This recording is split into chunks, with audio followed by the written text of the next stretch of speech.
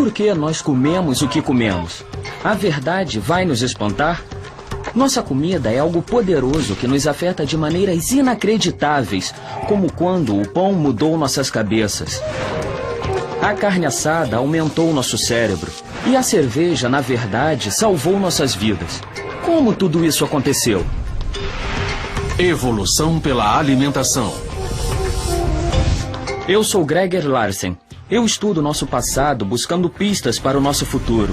A história de como nos tornamos os humanos de hoje em dia me fascina porque é cheia de reviravoltas inesperadas e ligações surpreendentes. Viaje comigo pelo mundo, através do tempo e pelo interior do corpo humano em busca de respostas sobre tudo que nós comemos. Isso é realmente bizarro. Hoje os humanos habitam o planeta inteiro. Mas há milhões de anos nós vivíamos em apenas um lugar, a África. O que nos deu força para conquistar o mundo? Será que uma ponta de flecha como essa foi a resposta para a nossa impressionante jornada? A caçada nos tornou humanos? Senhoras e senhores, meninos e meninas de todas as idades, podem chegar! Isso é quem somos. Nós comemos. Mas como faz parte da automática do nosso dia a dia, nunca pensamos a respeito. Hoje, alguns dos maiores guerreiros da comida da América se reúnem em busca do título de campeão nacional como comedor de cheeseburger. Nossos primeiros ancestrais provavelmente tinham muito em comum com esses caras. Porque ao acordar, a primeira coisa que pensavam era quanto eu vou comer hoje. 5, 4, 3, 2, 1, já! Na realidade, para os nossos ancestrais, encontrar o que comer não era divertido, mas uma questão de vida ou morte. Então, por que exatamente a comida é tão importante? Comida significa sobrevivência. No nosso dia a dia, podemos viver sem várias coisas, incluindo arte, tecnologia e até mesmo sexo. Mas sem comida, morremos em pouco mais de um mês. Felizmente, nós possuímos sentidos e instintos que foram feitos para nos ajudar a localizar alguma coisa para comer. E quando encontramos a comida, temos que agradecer ao sol. Por quê? Porque as plantas captam a energia do sol para crescer. E os animais comem as plantas. Quando nós comemos plantas e animais, na verdade estamos consumindo a energia do sol para abastecer nosso próprio corpo.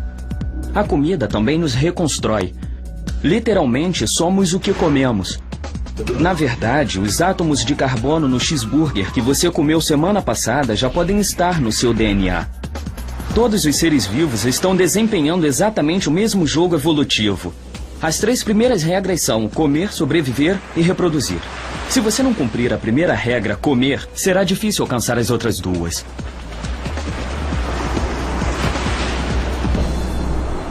Como os nossos ancestrais sobreviviam antes do cheeseburger?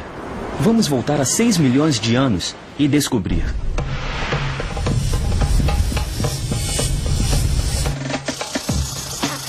Qual era a dieta dos nossos primeiros ancestrais humanos? Provavelmente ela incluía muito do que está aqui. Frutas, tubérculos, folhas verdes, vegetais. Resumindo, salada de fruta. O tipo de alimento que deveríamos ingerir, mas só o fazemos quando estamos de dieta.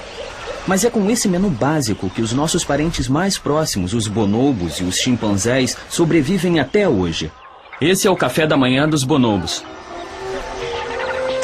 Como a maioria dos primatas, os humanos são onívoros, ou seja, podemos comer quase de tudo. Isso nos coloca no mesmo nível de ursos, porcos e até mesmo baratas. E apesar dos onívoros poderem comer qualquer coisa, na maioria das vezes eles buscam sua comida favorita, o que para nós quase sempre é a pizza. O que eles fazem quando nós não os alimentamos com comida do balde? Na natureza, eles se alimentariam de sementes ou frutas. Normalmente subiriam no alto das árvores para pegar os alimentos e aí os pegariam no solo depois que caíssem. Quando a nossa fome aperta, recorremos às nossas comidas secundárias. Enquanto podemos sobreviver com congelados e macarrão com queijo, os bonobos recorrem a alimentos menos apetitosos, como sementes e insetos. E em raras ocasiões, eles chegam até mesmo a caçar. Para os nossos primeiros ancestrais, caçar também era uma estratégia de sobrevivência de última instância. Eu não gostaria de encarar um rinoceronte de mãos abanando. Porém, com a introdução das ferramentas de pedra, a fuga se transformou em ataque. Para caçar, os primeiros humanos provavelmente usavam armas muito simples, como as lanças, para caçar animais pequenos, clavas ou varetas pontiagudas. Ótimo! Eu gostei. Aquele rinoceronte agora dançou. Nossos ancestrais se alimentavam de carcaças de animais mortos por outros carnívoros, leões, hienas, cães selvagens, esse tipo de animais. E para ter acesso a essas comidas, a inovação importante não seria tanto uma arma de caça, seria uma ferramenta para conseguir perfurar a pele dura dos animais. Uma ferramenta de pedra. A maioria das ferramentas dos primórdios eram assim, lascas de pedras afiadas iguais a esta. E se você observar, é como se fosse um dente artificial. O objeto cortante penetra superfícies que seriam difíceis de perfurar com os dentes ou com as unhas. Outro objeto que encontramos foram pedras usadas para afiá-las ou quebrá-las. Essa de 1,5 milhão de anos foi encontrada em Israel. E se você fizer uma analogia com sua anatomia, essa aqui é o equivalente ao molar. Se você tem várias sementes que precisam ser amassadas, você pode fazer com os próprios dentes e desgastá-los. Ou você pode fazer assim. Há cerca de 1.600.000 anos começamos a encontrar objetos como esse, que foram cuidadosamente esculpidos de uma forma específica. O termo usado para esses objetos é machado de mão. São encontrados na África, Europa e também na Ásia. Acreditamos que essas ferramentas estão ligadas ao crescente abate de carne na dieta humana, porque são excelentes ferramentas de abate. Durante mais de 1,5 milhão de anos, nossos ancestrais usaram pedras afiadas como essas para cortar a carne dos animais. Isso é uma faca. Facas são ótimas para cortar a carne no prato, mas boa sorte se você tentar abater um animal selvagem com uma. Felizmente, os humanos modernos desenvolveram armas que lhes permitem caçar a uma distância muito mais segura. De 50 a 100 mil anos atrás, começamos a descobrir o uso de projéteis, armas de pedra e ossos projetadas para matar à distância. Foi uma inovação crucial, uma inovação que, pelo que sabemos, foi conseguida apenas por membros da nossa espécie, o Homo sapiens. Essa arma antiga é a lança de mão, era como um rifle de um tiro só. Caçar com projéteis como os nossos ancestrais é como caçar com uma metralhadora. Você teria mais de um tiro. Se eu errasse rapidamente, poderia atirar outra lança. Isso, segure firme entre o polegar e o indicador. Apesar de a minha habilidade com a lança não ser lá essas coisas, para os nossos ancestrais essa inovação mudou tudo. Paus e pedras eram as novas armas secretas. Armados com projéteis, não havia lugar na terra onde eles não pudessem ir e caçar algo para comer.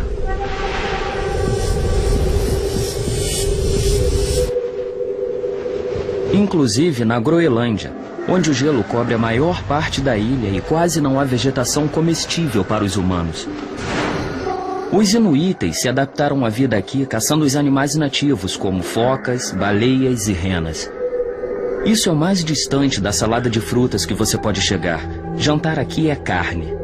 Na verdade, a carne é tão importante para a sobrevivência que a tradição de caça tem sido passada há gerações, fazendo da Groenlândia o local onde se vê a mais pura cultura de caça em existência. Aprendi a caçar com meu pai e com os caçadores mais velhos. Como caçadores profissionais, a Massa e sua esposa entendem mais do que ninguém os desafios da sobrevivência. A comida nativa é o que há de melhor para se comer na região ártica. É muito importante. Tem um grande macho lá, depois dos lagos. Quando eu caço o boi almiscarado, eu sempre levo binóculos e o meu rifle. Nossos ancestrais podiam não ter binóculos ou rifles de alto alcance, mas caçar com lanças com ponta de pedra deu a eles uma grande vantagem de sobrevivência. Agora, não importa para onde fossem, dos trópicos à tundra, eles podiam contar com a carne em suas dietas o ano todo.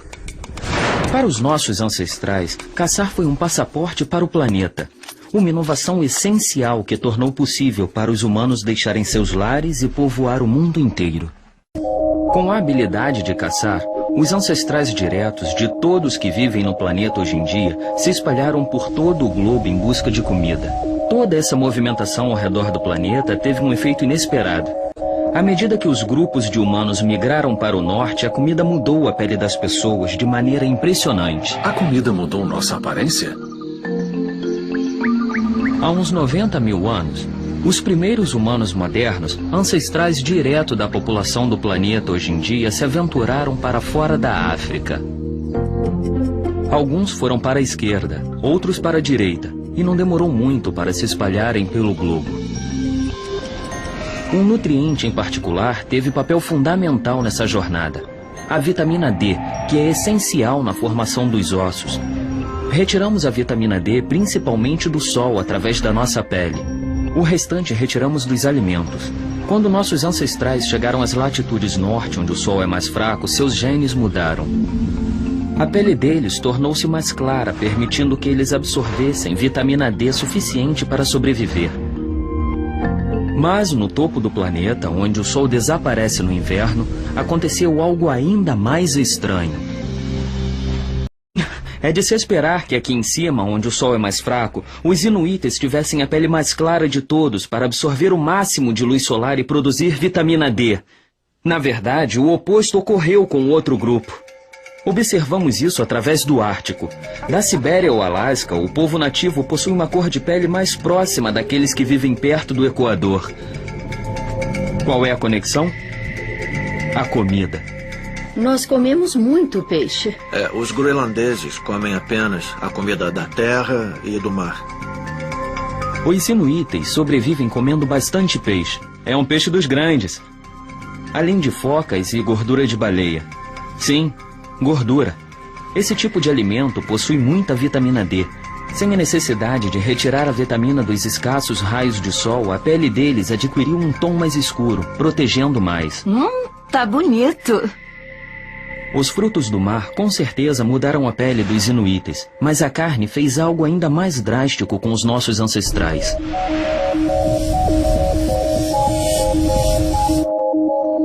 É impressionante imaginar que somos os únicos sobreviventes do que antes já foi uma extensa árvore genealógica humana. É possível que um som de carne assando tenha sido o segredo da nossa sobrevivência? A carne assada nos tornou inteligentes? Tudo começou há cerca de 2 milhões de anos, quando os nossos ancestrais começaram a caçar animais grandes. Agora! Se alimentar de caça ainda é uma parte importante da existência diária dos groenlandeses, mas para mim é mais uma curiosidade. Isso aqui é tripa de beluga. O intestino. Intestino. Você tem que limpar. Aí você pega a pele da beluga. Aí coloca tudo dentro e cozinha. Sei. Faz um favor, prova isso aqui. Provar isso aqui? Come.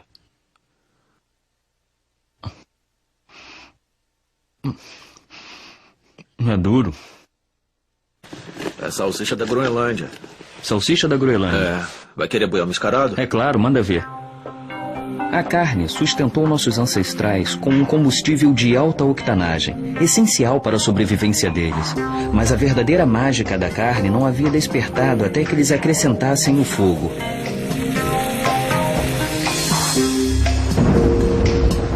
O fogo ocorre naturalmente. Então, descobrir exatamente onde e quando os humanos começaram a controlá-lo pode ser complicado. Mas há pelo menos 500 mil de anos, a carne assada já era uma forma de arte. A energia liberada pelo fogo faz mais do que apenas aquecer a comida. Quando cozidas, as proteínas e açúcares nela contidas sofrem transformações químicas que as tornam ainda mais nutritivas e deliciosas. Muitas comidas que são duras demais ou até mesmo venenosas quando cruas podem ser consumidas com segurança depois de assadas. O fogo facilitou a sobrevivência e isso transformou nossos primeiros ancestrais em nós. Como isso é possível? Quando nossos ancestrais começaram a comer comida assada, eles aliviaram a carga do sistema digestivo. Com menos energia gasta na digestão, sobraram muitas calorias para outras coisas, como, por exemplo, viver mais tempo, crescer e até mesmo mudar o formato do crânio.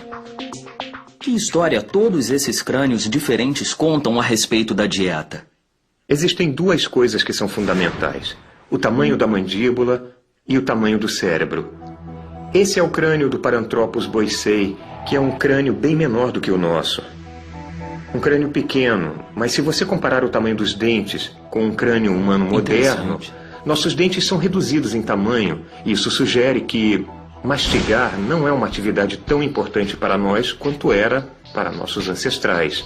Certo. E isso talvez tenha a ver com o fato de que nós agora consumamos alimentos cozidos. Estamos comendo alimentos cada vez mais macios. Consequentemente, não temos motivo para continuar a ter dentes grandes. Outra grande mudança ocorreu ao longo dos últimos 2 milhões de anos. O cérebro humano tornou-se quase 3 vezes maior. Essa transformação impressionante na espécie com o cérebro grande que somos hoje foi possível graças ao aumento de energia de nutrientes da carne assada. Conheça o restante da sua família. Você tem mais parentesco com eles do que imagina.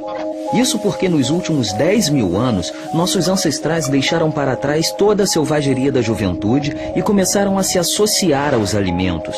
E adivinha o que aconteceu depois, quando a coisa começou a ficar séria? Nós somos casados com a nossa comida?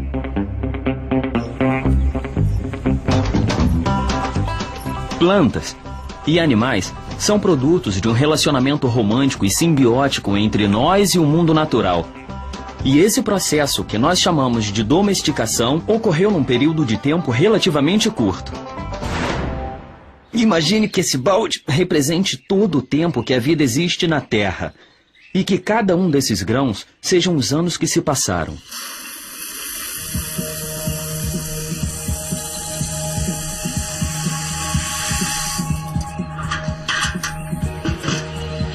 Desses 3 bilhões e meio de anos, essa é a quantidade total de tempo que os humanos modernos estão no planeta.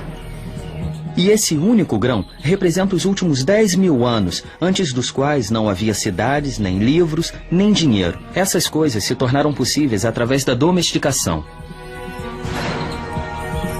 A domesticação é um processo onde as plantas e animais selvagens são gradualmente transformados em algo novo.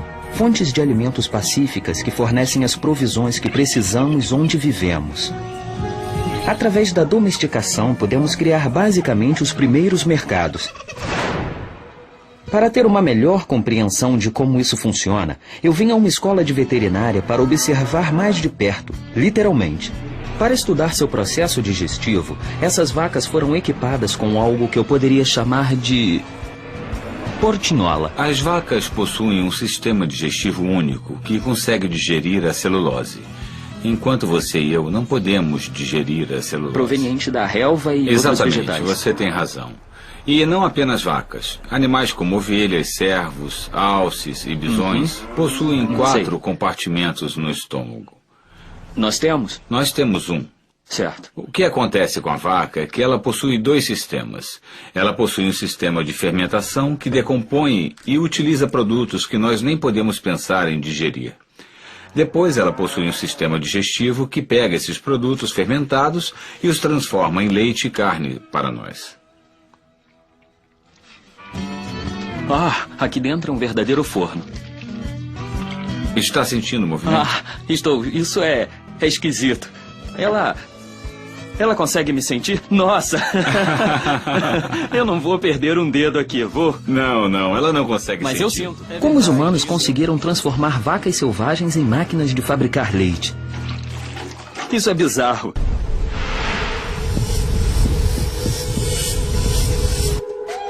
Há cerca de 10 mil anos, no final da última era do gelo, houve uma drástica mudança no modo como os nossos ancestrais viviam. Os caçadores nômades começaram a se reunir vivendo lado a lado com seus animais, como esse grupo de Iorques na Turquia. Com o passar do tempo, nossos ancestrais tornaram-se dependentes dos animais para comer, e os animais tornaram-se dependentes dos humanos para a sobrevivência. Esse processo de domesticação ocorreu em todo o mundo. Quando há atração mútua entre nós e certos animais como cães, ovelhas e vacas, se tornou um relacionamento sério.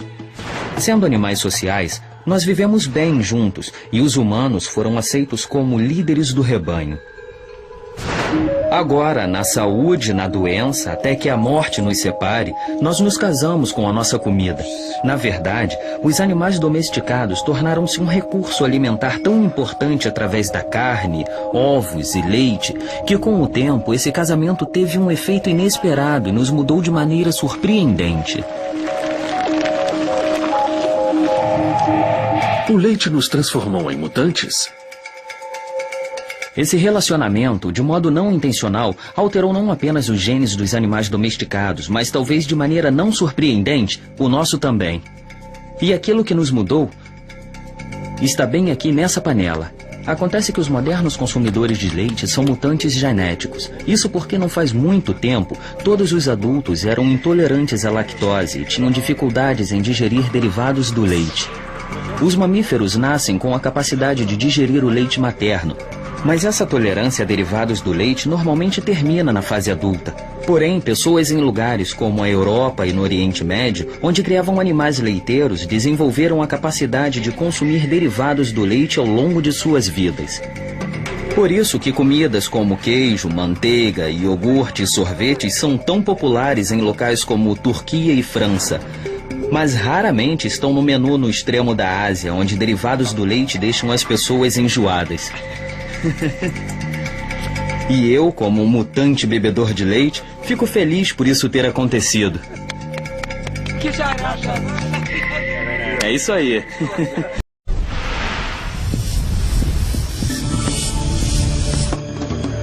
Esse processo contínuo de se mudarmos a natureza nos muda, não se restringiu aos nossos animais. Nós tentamos isso em tudo, inclusive na nossa mais importante fonte de alimento, as plantas. Em diferentes locais em todo o mundo, os humanos transformaram algumas plantas seletas.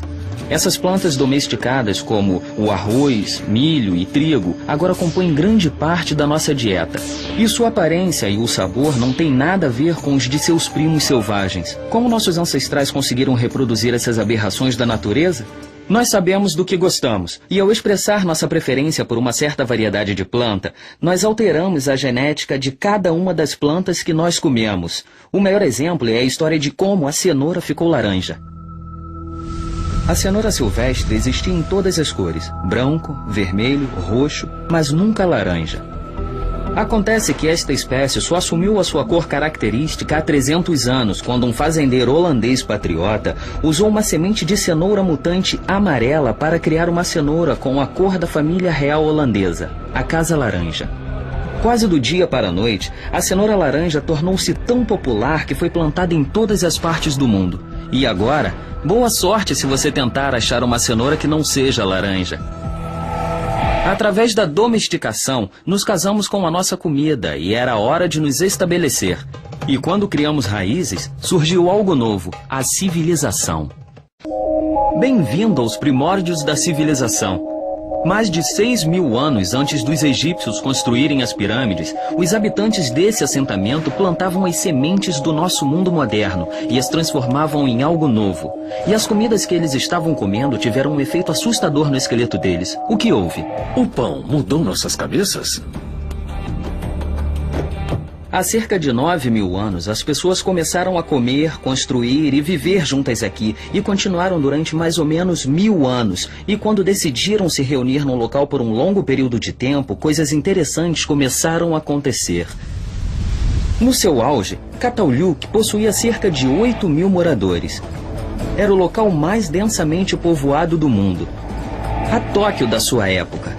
Esse novo estilo de vida, porém, exigia uma revolução alimentar. Esse é um dos primeiros lugares que conhecemos onde as pessoas deixaram de se deslocar em pequenos grupos, deixando de seguir animais selvagens ou colhendo frutos e plantas sazonais. Eles se assentaram e começaram a explorar o ambiente.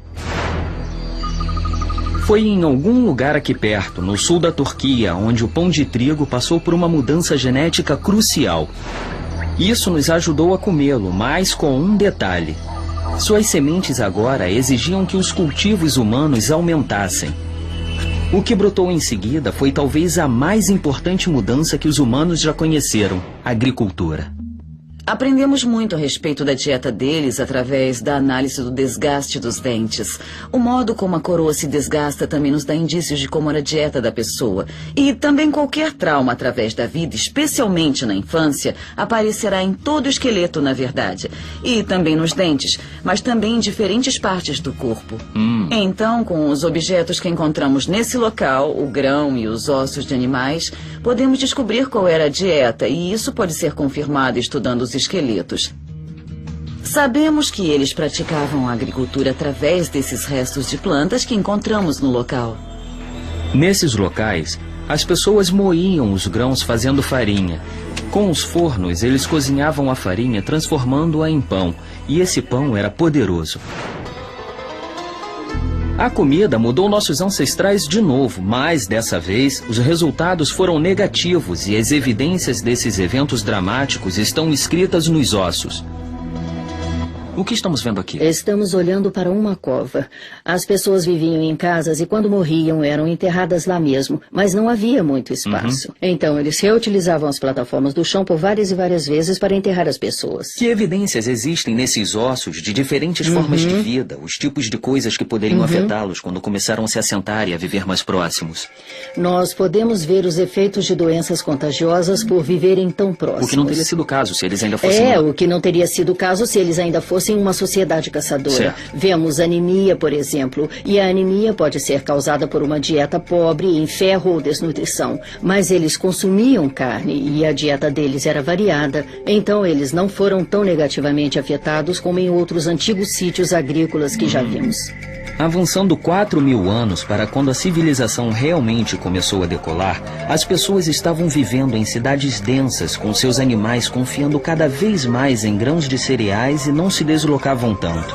Se somarmos isso tudo, teremos uma receita para desnutrição, problemas sanitários e inúmeras novas doenças e parasitas. E como se isso tudo não fosse suficiente, os açúcares no amido da comida causaram um aumento enorme nas cáries e apodrecimento dos dentes. Mas o que explica a mudança na forma da cabeça? O perito em dentes Peter Ungar sabe. Após o estabelecimento da agricultura, especialmente com o início da industrialização, nós começamos basicamente a era do mingau. Este aqui é anatomicamente um humano moderno que vivia antes da era da agricultura. Você pode observar que os dentes estão bem desgastados e achatados em cima. Os dentes frontais estão todos alinhados e não estão encavalados. E há bastante espaço atrás da mandíbula para o terceiro molar, o dente ciso. Com os humanos adotando dietas mais macias e alimentos processados como o pão, nossas mandíbulas começaram a realizar menos trabalho e acabaram ficando menores. Se formos compará-la à mandíbula de um ser humano da era industrial moderna, é muito diferente. Nós podemos observar que os dentes estão encavalados. Não há espaço no final da mandíbula para o terceiro dente, o dente ciso, e está impactado. Os dentes não estão desgastados e você pode ver cáries nos primeiros molares. Além disso, o que você vê observando de frente é o tremendo ajuntamento dos dentes frontais. O que é ótimo para os ortodontistas, mas não é nada bom para nós.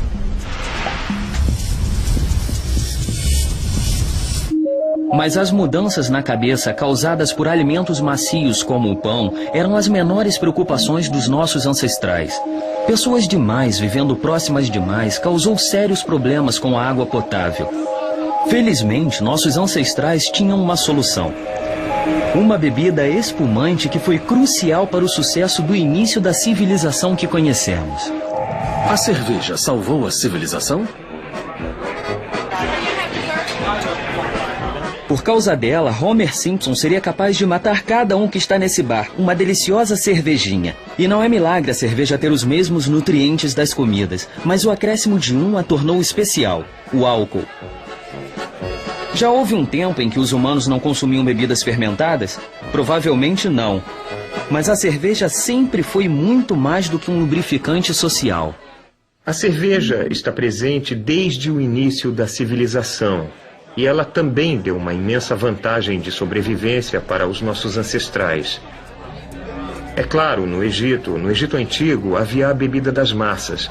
Ela também era consumida em várias cerimônias e várias celebrações. Para os sumérios, ela provavelmente era a fonte primária de nutrientes, assim como um líquido. Então eles bebiam uma quantidade tremenda. A cerveja fazia parte de alguns remédios também. A primeira receita de que se tem notícia continha cerveja. O que tornou a cerveja tão boa para o que nos aflige? O trigo e a cevada, em sua forma natural, são boas fontes de nutrientes. Não são ótimas formas de nutrientes. Porém, uma vez que sejam fermentados, o pão ou a cerveja passam a ser um alimento riquíssimo em fonte de nutrientes e, portanto, um alimento mais balanceado. E esse alimento balanceado torna-se criticamente importante quando a sobrevivência está em jogo. E a cerveja tinha a propriedade extra de purificar as águas também. É uma maneira de ter uma água mais limpa, porque no processo de fermentação, a bactéria na levedura mata vários organismos infecciosos. Saúde! Em parte, graças à cerveja, uma bebida segura e um superalimento, as cidades cresceram ainda mais. E quando cresceram, a comida tornou-se cada vez menos importante para a sobrevivência. E mais importante culturalmente. O que comemos se envolveu com religião, costumes e crenças pessoais.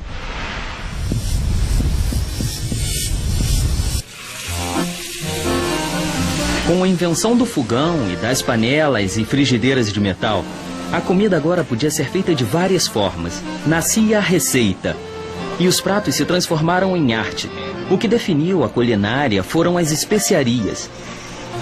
E foi a demanda europeia por novas especiarias que levaram à história de como essa refeição surgiu. Eu amo comida italiana. Eu amo mussarela, tomate, nhoque, polenta, risoto, macarrão e, é claro, massa. Mas nenhum desses ingredientes são italianos, são todos originários de outra parte. E antes de 1492, quando Colombo zarpou em busca de novas rotas para especiarias, esses pratos não seriam possíveis. Surpreso? Você pensa que sabia de onde veio sua comida, mas você não sabe da metade.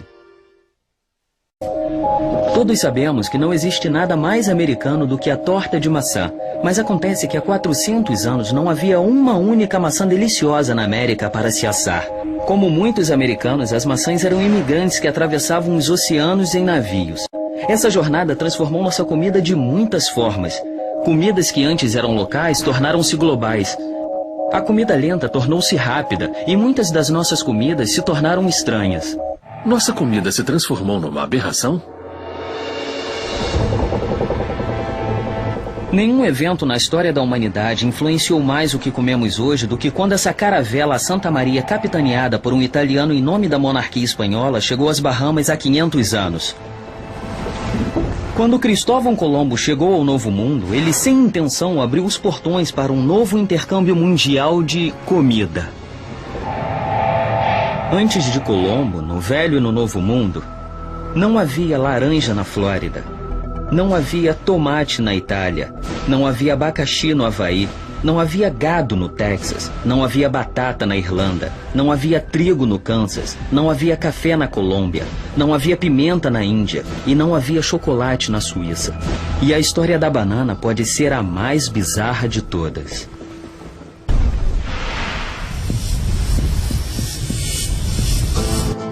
Essa é a boneca Barbie da comida. Famosa mundialmente, desejada universalmente, descrita como perfeita e ainda assim, como a boneca, é completamente manufaturada. Tem um formato nada natural e é 100% incapaz de fazer sexo. Ainda assim, esse é o segredo porque a banana é a fruta favorita do mundo. E a história de como ela se tornou o acompanhamento de cereal matinal preferido é um microcosmo do nosso complicado relacionamento com a nossa comida nos últimos milhares de anos. A banana não é originária da América Central, ela é originária do sudeste da Ásia. Quando navios espanhóis a trouxeram para o Novo Mundo, a banana se modificou completamente, assumindo o formato curvo que conhecemos hoje em dia. Ficou claro agora? Sentado na primeira fila para conhecer essa história bizarra, eu vim até uma plantação de bananas na Costa Rica. Essa é uma espécie de banana silvestre? Exatamente. Sim. Exatamente. Tudo bem. Então, essas são as sementes de uma banana comum. Exatamente. Aquelas sementinhas pretas que se vê. É. Então, essa é uma banana silvestre. Isso. E as sementes são aparentemente duras e difíceis de comer. Olha, experimenta. Foi uma experiência bizarra. Muito bom. Comer bananas com sementes. Isso. Como selecionamos uma banana sem sementes? Nós realizamos testes de campo só para ver. Leva algum Certo. tempo. Então, existe um processo ativo. Exatamente. Realizado por nós para criar uma banana sem nenhuma semente. Exatamente. Tá bom. Essas duas bananas silvestres originaram as bananas industrializadas que nós comemos agora. Existem mais de 1000 variedades de bananas no mundo. Mas nos mercados, geralmente só há um tipo de banana, a Cavendish. Como foi que ela conseguiu ocupar tanto espaço no mundo dos alimentos? Conveniência. A banana Cavendish não é a mais saborosa que há, mas ela tem muitas vantagens. Ela é grande, uniforme em tamanho e amadurece de um modo rápido e previsível. A Cavendish é uma aberração da natureza, incapaz de se reproduzir sozinha e completamente dependente dos humanos para sua sobrevivência. Na verdade, as mãos humanas cuidam de cada aspecto da vida comercial das bananas.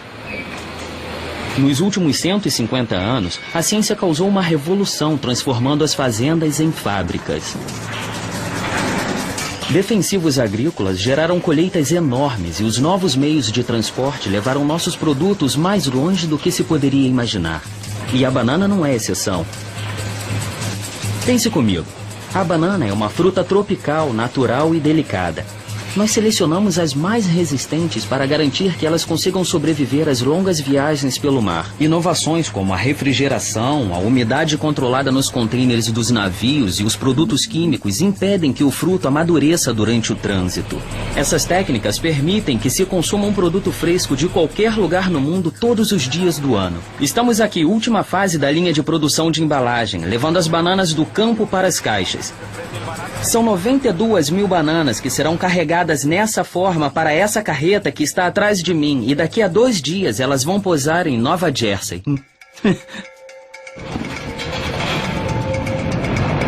Existe um lado obscuro nisso tudo. Por exemplo, você não precisa ir muito além da banana. Isso porque cada banana que você come é um clone cultivado em laboratório. Um gêmeo genético de todas as bananas do mundo. O que significa é que o cultivo da banana é uma monocultura. Já que todas as bananas são geneticamente idênticas, elas são particularmente vulneráveis a doenças. Ela tem fungo. É isso. O nome do fungo é Sigatoga negra. É a principal doença na produção de banana no mundo. É, em toda parte. Em toda parte. Mesma doença. Isso. Monocultura é o problema. É, claro. Com a praga, é claro. É porque a praga é como se fosse uma fechadura. E se você só tem um tipo de fechadura e a praga tem a chave, ela pode vir para qualquer lugar. E quando a praga abrir a fechadura, todas as plantações de banana do mundo podem ser dizimadas. Impossível, você diz? A variedade de bananas que nossos avós plantavam, a Gros Michel, foi levada à extinção há meio século pelo fungo Panamá. Isso abriu a porta para a Cavendish se tornar a principal banana. Mas agora a própria Cavendish está em risco. Ironicamente, a chave para a sobrevivência da banana está no laboratório. Cientistas a estão alterando geneticamente para protegê-las de doenças e estão refinando seu sabor também. Esse tipo de intromissão com a mãe natureza não se limita às bananas. Em todo o mundo, cientistas trabalham para alterar a genética de todas as nossas plantações. Mas e quanto ao futuro? A ciência continuará transformando nossa comida em algo ainda mais bizarro? Ou ela vai nos salvar de uma possível crise alimentar que ameaça o planeta inteiro? Em todo o mundo, cientistas trabalham para alterar a genética de todas as nossas plantações. Esse é o mundo superdimensionado da comida em que nós vivemos hoje. Ele vai da sobrevivência ao esporte. Em um mundo em constante mudança, o que nós vamos comer daqui a 100 anos? Qual é o futuro da comida? Coney Islands, eu quero ouvir a contagem regressiva. 10, 9, 8... Com quase 7 bilhões de pessoas no mundo e bilhões de cabeças de gado que dependem de nós para se alimentar, a comida tornou-se um produto industrial. Gigantescas operações industriais usavam vastas quantidades de combustível fóssil para produzir a nossa comida. Tudo é reinventado nas fábricas, processado e embalado, permanecendo eternamente fresco nas prateleiras dos mercados, desafiando de maneira arrogante a mãe natureza. Ele comeu 16 cheeseburgers e meio num tempo de 12 minutos. O campeão dos Gilbert! Nossa comida já tem uma longa história. E nos últimos vários milhões de anos, nós alteramos quase tudo o que comemos. E lembretes dessa odisseia impressionante ainda nos acompanham atualmente. Dentro dessa salsicha está a primeira caça batida pelo homem que nos levou através do mundo junto com a carne assada que modificou nosso cérebro. Na união da carne com o pão de trigo está a domesticação, um casamento de conveniência que nos levou à civilização. E lá está a cerveja que nos salvou dos seus efeitos nocivos. E esse sundae é uma lembrança de como a banana transformou nossa comida num processo bizarro. E o sorvete, como a nossa comida, também nos modificou. Se isso é um instantâneo do nosso passado, como será o nosso futuro então? Depois de desempenhar um papel fundamental transformando nossa comida em produto industrial, será que a ciência agora pode ajudar a levar algo novo para a mesa? Através desse tubo. Qual o benefício de usar equipamento de laboratório na cozinha? Um dos principais objetivos da culinária hoje em dia é tentar descobrir alguma coisa que seja deliciosa. Então, está se usando cada vez mais equipamentos para tentar manipular nossas variáveis culinárias de maneiras novas. Vamos fazer o seguinte, vamos pegar um pouco de aipo fresco, e nós vamos colocar o sabor do aipo no gin rapidamente usando uma máquina de vácuo. Como bioquímico, parte importante do meu trabalho é fazer a separação. Separar proteínas individuais, componentes biomoleculares individuais de misturas complexas que venham a ser valiosas para os chefes. Eles podem querer separar um componente de sabor em particular para poder criar uma mistura nova. Isso é uma máquina de vácuo e é um aparelho que muitos chefes estão usando atualmente. Nós vamos fechar a tampa e o ar vai começar a ser retirado através desse buraco. Quando eu era criança e assisti os Jetsons, sempre achei que a essa altura da vida estaríamos comendo comida em formato de pílulas. Por que isso ainda não aconteceu? Nós gostamos de comer, nós apreciamos a comida. Nós não temos a tradição de retirar tudo o que precisamos de uma pílula. E espero que nunca tenhamos. A aparência também vem a ser crucial. É um grande motivo de nós comermos o que comemos. É agradável aos olhos. Mas o nosso futuro nos apresenta um desafio muito maior. Espera-se que a população mundial cresça 25% nos próximos 50 anos. Então, como alimentarmos todo mundo? Alguns cientistas sugerem que recorramos a soluções tecnológicas de última geração, como fazendas verticais ou até mesmo criar proteínas comestíveis em laboratório. Os defensores dos direitos dos animais anunciaram que darão um prêmio de $1 milhão ao cientista que for capaz de recriar o sabor da carne com a devida textura. Mas tudo isso em laboratório. E aí pensamos, nossa, essa é uma abordagem de última geração para o assunto. Mas talvez não consigamos evitar os problemas ambientais associados à criação de animais por corte e também evitar que sacrifiquem animais para as nossas refeições. Mas a comida sempre foi o mais importante para nós do que apenas para a sobrevivência. Desde que a primeira fogueira nos uniu como espécie, a história do como e porquê e o que nós comemos tem sido parte fundamental do que nos torna humanos. No geral, você cozinha para agradar alguém ou para se exibir para alguém. De qualquer forma, é uma interação social. Comida não é só nutrição. Comida é intercâmbio. Comida é um símbolo de amor. Comida é uma expressão de criatividade, assim como é um produto da tecnologia, um produto da ciência que está sujeita à nossa manipulação. A comida do futuro é deliciosa. O que estaremos comendo daqui a 1000 anos? Apesar de ser impossível saber com certeza, o que nós sabemos é que, à medida que nosso relacionamento com a comida evoluir, continuaremos a mudá-la, assim como ela continuará a nos mudar.